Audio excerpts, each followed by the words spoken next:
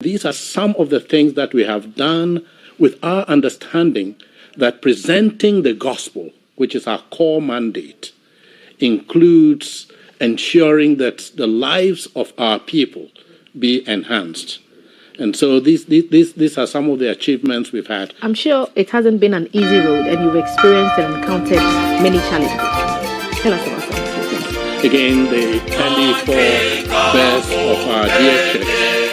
The EP Church Ghana is 175 years old. It was quite a difficult road at the beginning. The General Assembly of the EP Church. The General Assembly. The first few Africans who were ordained and who took leadership, like the first ordained person was Rudolph Mallet, the first ordained indigenous person. Later, around the 1920s, when we had indigenous leadership of the whole church, including Reverend Andreas Aku as the first moderator of the church. And since then, we've had that leadership take up the challenges of the day in such a way that you wouldn't think, at that time, in the colonial era, they wouldn't think Africans could, and have led the way in terms of ensuring that we know that there is competence in African leadership. So the challenges have evolved and the solutions have evolved with the times. Exactly. And now it's 175 years. The theme, I'm told, is a journey of 175 years in ministry, achievements, challenges, and the way forward. What are some of the activities you are having? We, this very Sunday coming, we are launching the anniversary publicly. We've been celebrating it all year, but this Sunday at the Accra International Conference Center, that will take place. We have seen that at this age, a very long-tested logo itself needs to have a renewed appearance. And so on this Sunday, that will be relaunched as well.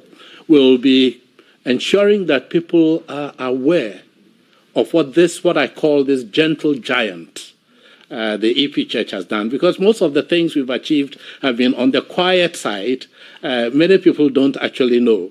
So we're hoping that through joining us in this launching, many will know what this gentle giant of the EP Church Ghana has achieved. Give us a few examples of what the church has achieved that we may not know about if we are not members of the church or even in leadership. So I did mention in the health sector, in the education sector, hospitals, agric stations. And agric stations and so on.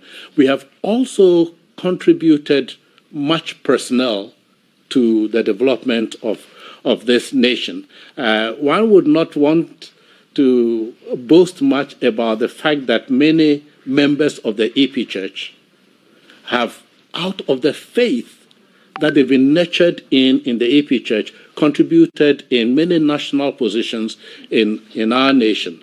I want to name, for example, the First Lady to have served in what is now our Supreme Court, Justice Annie Baita Giage. Is a strong member of the EP Church, and during her lifetime has contributed both locally in Ghana and internationally, and has been part of the ecumenical movement as well. So we have the name of Ghana has been taken all kinds of places by members, and if we had time, I could list quite a number of people more. That could very easily take us the whole day. But when it comes to the role of the church in general, and perhaps as we wrap, do you think that the church has done enough, the EP Church, for example, has done enough to shape the consciousness of the nation? We are in a time where we are confronted with issues of corruption. We are confronted with issues of activism for LGBTQI plus rights, people's perceptions of misgovernance, and a plethora, really, of issues facing the Ghanaian persons. And people feel that the church really should be more vocal on some of these topics. Do you think that you've done that creditably? Yes.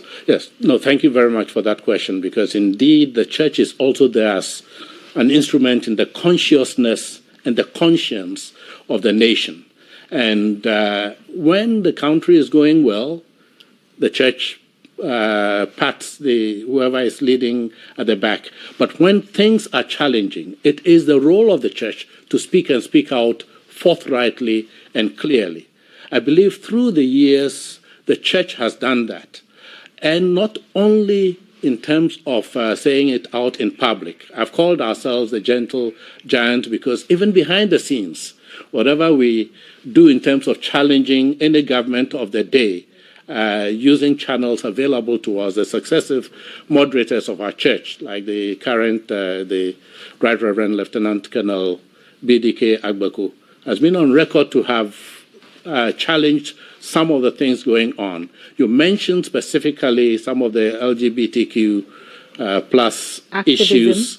And indeed, not only the church leadership, but from the pulpits. There's been issues of money rituals, increased cases of violent crimes, especially with armed weapons. So many, even security issues confronting the people, and the public expects the church to speak about them. Yes, like many other churches which are very active in this, the EP Church has played its part in ensuring that awareness is created around this and challenge goes to where it needs to go. I even want to include, your list didn't include some of the ways in which some sectors of the church itself has, through their extremism, being contributed to some of the corruption from within. And as church, we need to also challenge ourselves. And yes, I must say, in spite of all those extremist activities, the EP Church has remained solid in what our focus is, proclaiming the gospel in a way that also affects the people of this nation.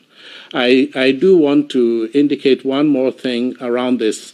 I remember a few years ago, actually a few decades ago, when the regional capital of the Volta region was facing water problems. It was the EP Church which produced a solution to it. And in many other ways, our church has indeed shown that we are indeed partners for development in our nation.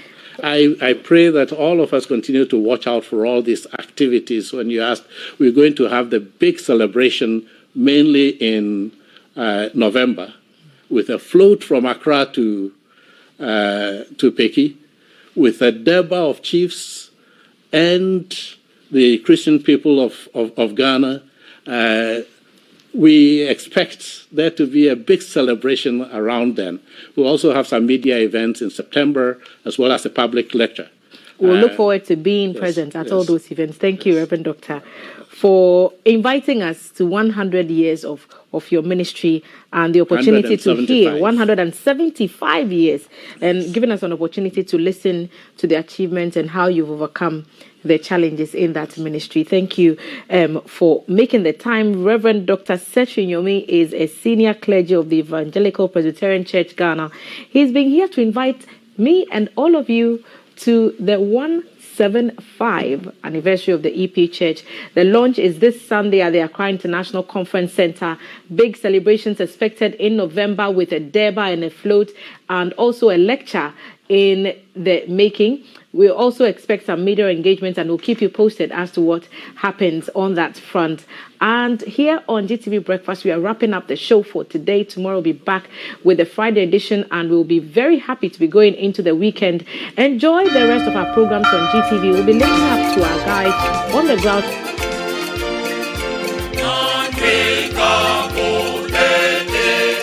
The EP Church Ghana is 175 years old. Hooray! The General Assembly of the EP Church, the General Assembly Council, the 175th Anniversary Planning Committee, and the entire EP Church Ghana invites the general public to their 175th anniversary celebration under the theme, A Journey of 175 Years in Ministry, Achievements, Challenges, and the Way Forward. The launch of the anniversary is on Sunday, the 31st of July, 2022, at the Accra International Conference Center at 9 a.m. Come and celebrate with the EP Church Ghana, because the EP Church Ghana is 175 years old. Hooray!